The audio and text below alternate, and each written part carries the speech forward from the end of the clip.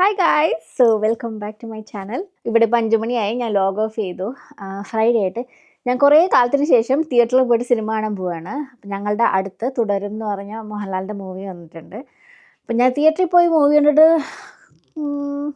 കുറേ കാലമായി. എനിക്ക് ഓർക്കാൻ പോലും പറ്റണില്ല എന്നാ ലാസ്റ്റ് മൂവി കണ്ടതെന്ന്. ഏട്ടൻ തിയേറ്ററിൽ പോയി കാണാറുണ്ട് ഫ്രണ്ട്സിൻ്റെ കൂടെ. പക്ഷേ ഞാൻ എപ്പോഴും ബേബി സിറ്റിംഗ് ഡ്യൂട്ടിയിലാണ്. അപ്പോൾ ഇന്നിതിപ്പോൾ ഞങ്ങളുടെ വീടിൻ്റെ അടുത്ത് വന്നതുകൊണ്ട് we're going for the movie tonight, so I'm really excited for that. പിന്നെ ഈ വീക്ക് കുറച്ച് സ്പ്രിംഗ് ക്ലീനിങ്ങിൻ്റെ ഒക്കെ പരിപാടിയായിരുന്നു. അപ്പോൾ പിള്ളേരുടെ റൂമൊക്കെ കുറേ ഡീക്ലട്ടറൊക്കെ ചെയ്ത് കുറേ പഴയ ഡ്രസ്സുകളൊക്കെ കളയാൻ ഡൊണേറ്റ് ചെയ്യുകയൊക്കെ ചെയ്തു. ഞാൻ വിചാരിച്ചു അവരുടെ ബെഡും കാര്യങ്ങളൊക്കെ ഒന്ന് റീസെറ്റ് ചെയ്യണമെന്ന്. സോ ഞാൻ അവർക്ക് പുതിയ കംഫർട്ടറൊക്കെ വാങ്ങിച്ചിട്ടുണ്ട് ടാർഗറ്റിൽ നിന്ന്. അത് നമുക്ക് സെറ്റ് ചെയ്യാം. അതിന് മുന്നേ വിൽ ഗെറ്റ് റെഡി ടുഗെദർ. അപ്പോൾ അതിന് മുന്നേ ലെറ്റ് മീ ഗെറ്റ് റെഡി. നമുക്ക് കുറച്ച് വർത്താനൊക്കെ പറഞ്ഞ് റെഡി ആവാം. എന്താ വിശേഷം? എല്ലാവരും സുഖമായിട്ടിരിക്കുന്നു.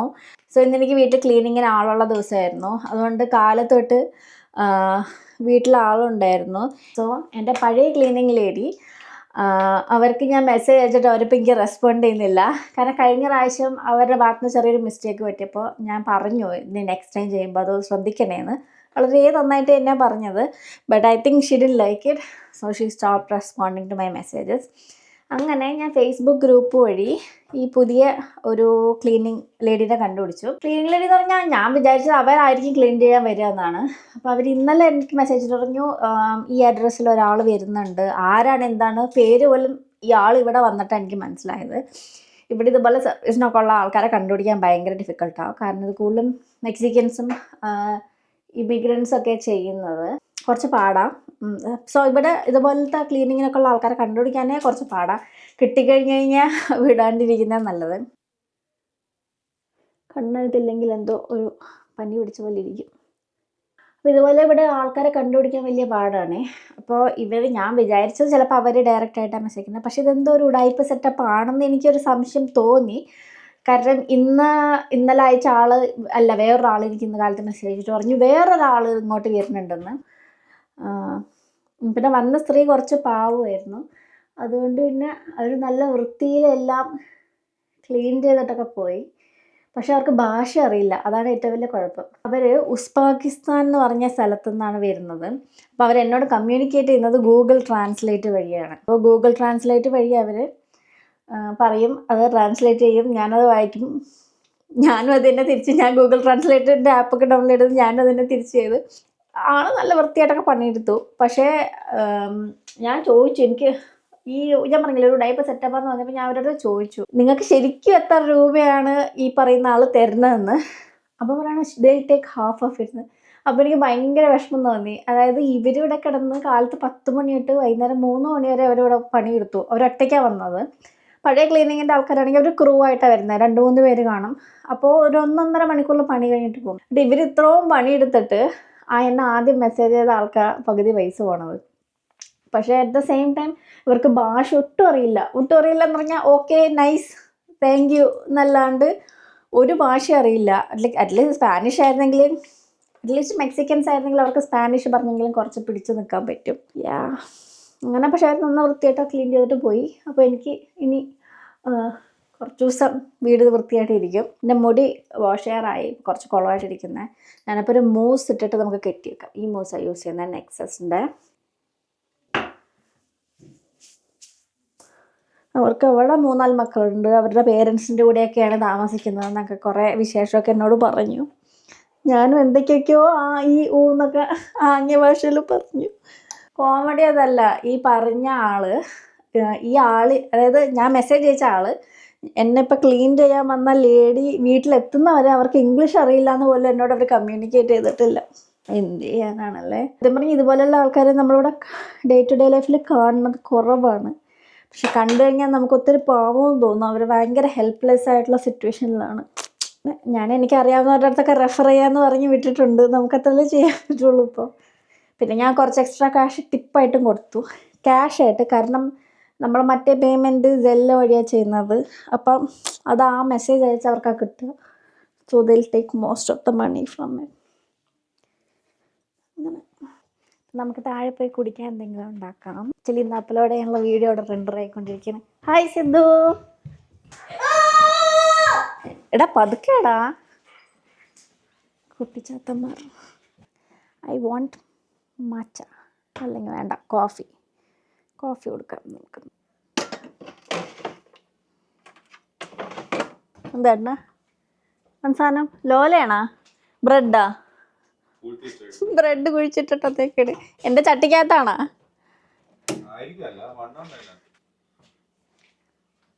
क्या करते हो? കോഫി ഉണ്ടാക്കണം. ഇത് മറ്റേ രോമാഞ്ചം പടം പോലെ ഉണ്ടല്ലോ. ലൈറ്റിങ്ങിന്റെ താഴെ തരുമ്പോ ഹൊറർ പടത്തിന്റെ എഫക്റ്റ് അല്ലേ? ഞാൻ അവരുടെ കഥയൊക്കെ പറയായിരുന്നു. നീ എല്ലാം പറഞ്ഞ അവരെ പറ്റി പറഞ്ഞ മുഴുവനൊന്നും പറഞ്ഞില്ല, എന്നാലും ഓരോരുത്തരുടെ അവസ്ഥയല്ലേ. ഓ എന്ത് ചെയ്യാനാണ്, നാട്ടിലാണെങ്കിൽ വിളിച്ച് വല്ല ജോലിയെങ്കിലും കൊടുക്കാം. ഇവിടെ നമ്മള് ഒരു കണക്കിനാണ് ജീവിക്കുന്നത്. ഞാൻ അവരോട് പറഞ്ഞു ഇംഗ്ലീഷ് പഠിച്ചാ പറ്റുള്ളൂ എന്ന് പറഞ്ഞു. അവര് സ്വന്തമായിട്ട് ഉസ്ബാകിസ്ഥാൻ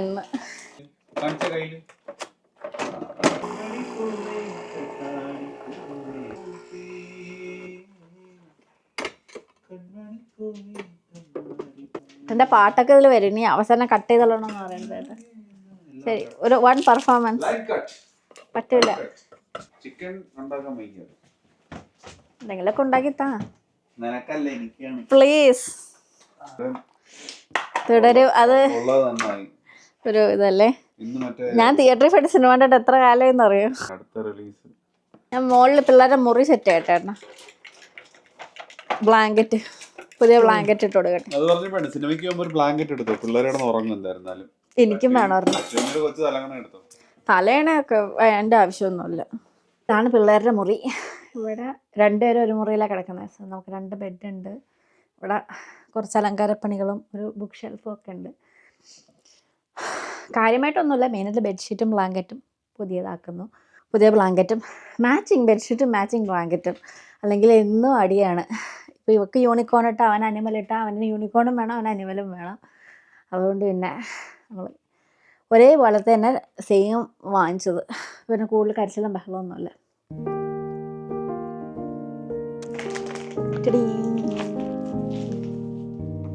കുറച്ച് കളർഫുൾ ബ്ലാങ്കറ്റ് ആയിക്കോട്ടെ എന്ന് കരുതി.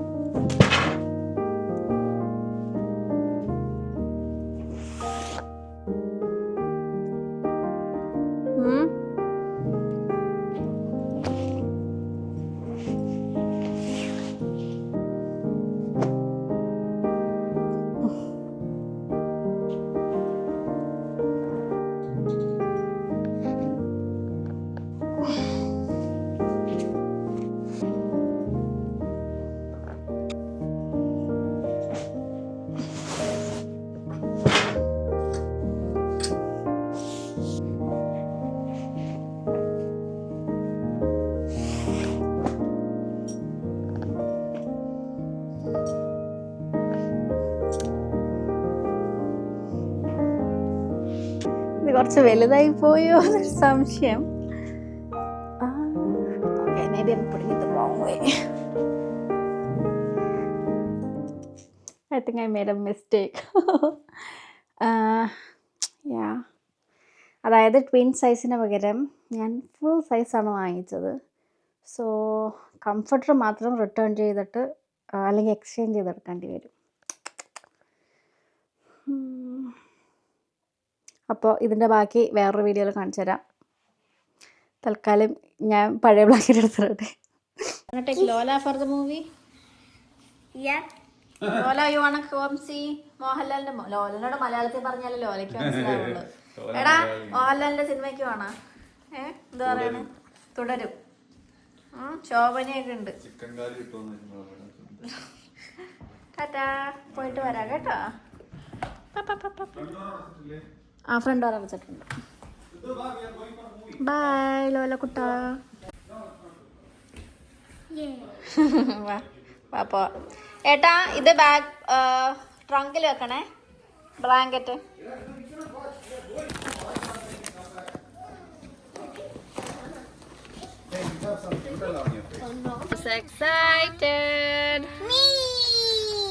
Excited. Actually, only Amma and Acha are excited. നിങ്ങൾ അവിടെ കിടന്ന് പറഞ്ഞേക്കാണോ? I'm excited. Who is excited for Mohanlal and Shobana's movie? Because there's light here. വെള്ളം എടുത്തേട്ടാ. എന്ത് പറയാൻ, ഒരു രക്ഷയില്ല. മോഹൻലാലിന്റെ തിരിച്ചുവരവാണ്. തിരിച്ചു വരവ് എന്നാണ് എല്ലാരും പറയുന്നത്. എന്ത് സിദ്ധു, ബാക്കി ഞങ്ങൾ കണ്ടിട്ട് റിവ്യൂ പറയാം. അതായത് എമ്പുരാന്റെ ക്ഷീണം ഇതിൽ വേണം മാറ്റാനായിട്ട്. ഞാൻ എമ്പുരാൻ കണ്ടിട്ടില്ല തരാം. എമ്പുരാൻ കാണാതിരിക്കുന്നതാണ് വേദം. എന്നാലും ഞാൻ കാണും. അല്ല, മോഹൻലാല് മുണ്ടൊക്കെ കൊടുത്ത് വരുന്നതാണ് ഒരു കല. അതാണ് ആൾക്കാർ കാണാൻ.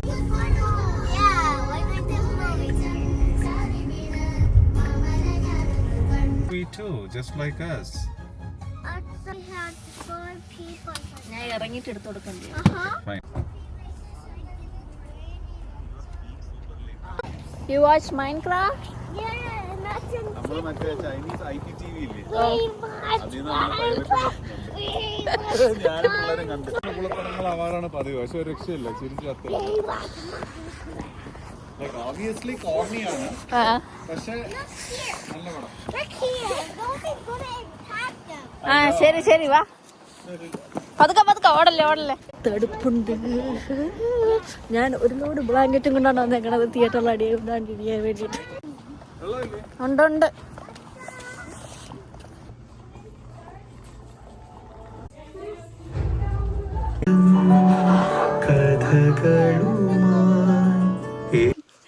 എല്ലാവരും സിനിമയുടെ റിവ്യൂ പറഞ്ഞുകൊണ്ടിരിക്കുകയാണ്.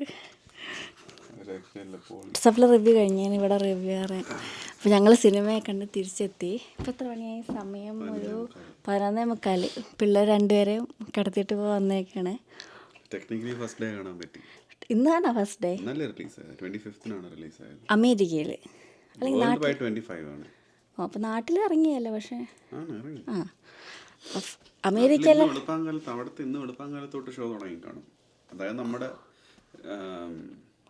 പക്ഷെ ഇന്നലെയൊക്കെ ആൾക്കാർ ശരിയാണ് അവിടുത്തെ കാലത്ത്. ഓക്കെ ഫസ്റ്റ് കുറേ കാലത്തിന് ഈ സിനിമ എങ്ങാനും എന്നെ തിയേറ്ററിൽ കൊണ്ടുപോയില്ലെന്നെങ്കിൽ മിസ്സായി പോയാനെ.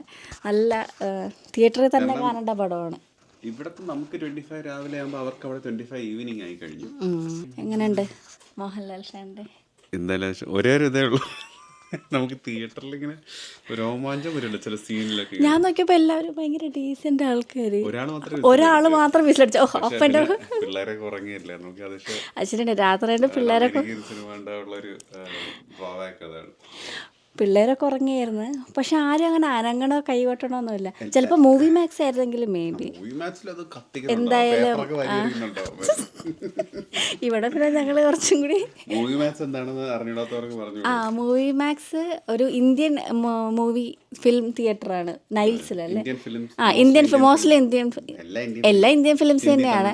അപ്പോൾ വരുന്ന എല്ലാവരും ഇന്ത്യക്കാർ തന്നെയാണ്. അപ്പോൾ ആ ഒരു വൈബ് അവിടെ ഉണ്ട്. ഇപ്പം ഞങ്ങൾ സിനിമ കാണാൻ പോയത് ഇപ്പം എന്താണ് നാട്ടിൽ ഐമാക്സ് ഒക്കെ പോലത്തെ ഒരു സ്ഥലത്തിൽ, പക്ഷെ ഒരു തിയേറ്ററിൽ പ്ലേ ചെയ്യുന്നുണ്ടായിരുന്നു. മലയാളം മൂവീസൊക്കെ അവിടെ വരുന്നത് വളരെ റെയറാണ്. അപ്പോൾ ഇന്ന് കാലത്ത് എടുത്ത് നോക്കിയപ്പോൾ അവിടെ പ്ലേ ചെയ്യുന്നുണ്ട്. ഞങ്ങൾക്ക് വീട്ടിൽ നിന്ന് 10 മിനിറ്റേ ഉള്ളൂ. മറ്റേത് പോകണമെങ്കിൽ തന്നെ കുറേ ദൂരമുണ്ട്. അപ്പം അങ്ങനെ ടിക്കറ്റും കിട്ടി, ഞങ്ങളങ്ങ് പോയി. ഞാൻ നോക്കിയപ്പോൾ എന്തോ 8-9 സീറ്റ്സ് ബാക്കി ഉണ്ടായിരുന്നുള്ളൂ. ബാക്കിയെല്ലാം ഭയങ്കര ഫ്രണ്ടിലുള്ള സീറ്റായിരുന്നു. അപ്പോൾ കാലത്തിട്ട് കിട്ടി. ഇവരെപ്പോഴും ട്യൂസ്ഡേ ഇവർ ഫ്രണ്ട്സായിട്ട് ഏട്ടൻ പോവും. ഞാൻ സിനിമയ്ക്ക് പോലെ കുറവാണ്, കാരണം ഞാൻ ബേബി സിറ്റിംഗ് ഡ്യൂട്ടിയിലായിരിക്കും ആ സമയത്ത്. മിസ് കഥ പുറത്തല്ലോ, സ്പോയിലേഴ്സ് വരും. അത് ശരിയാണ്. ഇന്ന് തന്നെ ഇപ്പൊ രാവിലെ റിവ്യൂ ഇട്ടപ്പോഴത്തേക്ക് മനസ്സിലായി സംഭവം ത്രില്ലറാണ്. സംഭവം അത് ഞാൻ ആരെയോ ഇതുപോലെ തംബ്നെയിൽ കണ്ടപ്പോൾ കണ്ട ത്രില്ലറാണ്. ഞാനെന്റെ ട്രെയിലർ പോലും കണ്ടിട്ടില്ല. അറിയാം ഇല്ല. ഞാൻ പിന്നെ മോഹൻലാലും ശോഭന എന്നുള്ളൊരു പ്രതീക്ഷയിൽ പോയത്. ഞാൻ ആക്ച്വലി ഒരു ഫാമിലി പടമാണെന്നാണ് വിചാരിച്ചത്, കാരണം അവരുടെ ഫാമിലി ഫോട്ടോ ആണല്ലോ എല്ലാ പോസ്റ്ററിലും ഇട്ടിരുന്നത്. അതാണ് ഞാൻ ചോദിച്ചത് പിള്ളേർക്ക് കാണാൻ പറ്റിയ പടമാണോ എന്ന്. പക്ഷെ സത്യം പറഞ്ഞാൽ പിള്ളേർക്ക് കാണാൻ പറ്റിയ പടമല്ല. തീരെ കൊച്ചുപിള്ളേർ കാണാൻ പറ്റില്ല. എന്നാലും അറ്റ്ലീസ്റ്റ് 8 to ലെസ് അണ്ടർ 10 ഉള്ള പിള്ളേർക്ക് കാണാം. അവസാനം ഇടിയും രക്തമൊക്കെ ഉണ്ട്. ആ അത് വയലൻസ് ഉണ്ട്. അതുകൊണ്ട് മിയൊക്കെ വന്നപ്പോൾ തൊട്ട് ഉറങ്ങി. അതുകൊണ്ട് പിള്ളേരതൊന്നും കണ്ടില്ല. അതുകൊണ്ട് കുറച്ചൊരു മനസ്സമാനം ഉണ്ടായിരുന്നു. അവിടെ വേറെ ഏതോ ചെറിയ കൊച്ചൊക്കെ ഇരുന്ന് കാണുന്നുണ്ടായിരുന്നു ഇടിയൊക്കെ. സിദ്ധു അവസാനം കണ്ണു തുറന്ന് കുറേ ഇടി നോക്കിക്കൊണ്ടിരുന്നു. അവസാനം അവന് ഇടി കാണാൻ ഇഷ്ടമാണ്. ശരിയാണ്. കുറേ കാലത്തിന് ശേഷം ഒരു മോഹൻലാൽ പടം കണ്ടെന്ന് തോന്നി. അതായത് ഹോൾ സ്പെക്ട്രം. അതെ അതെ അതെ. സന്തോഷം, ആ തമാശ, ലൈക്ക് അതൊക്കെ വളരെ നല്ലതായിരുന്നു. കുറേ ഫ്ലോപ്പുകൾക്ക് ശേഷം മോഹൻലാലിൻ്റെ പടമൊക്കെ ഏത് ബറോസൊക്കെ കണ്ട് ജീവിതം വെറുത്തു പോയിട്ടുണ്ട്. എന്തിനാണ്? അതൊന്നും സാരമില്ല. എല്ലാവർക്കും അവരവരുടെ അഭിപ്രായം ഉണ്ടല്ലോ. കോക്ക് ജീവിക്കുന്നുണ്ടല്ലോ പിന്നെയാണ്. എമ്പുരാൻ ഞാൻ ഇതുവരെ കണ്ടിട്ടില്ല. എമ്പുരാന്റെ എക്സ്പെക്ടേഷൻ ഇവിടെ ആയിരുന്നു. പക്ഷെ delivery mid to below average ആയിപ്പോയി.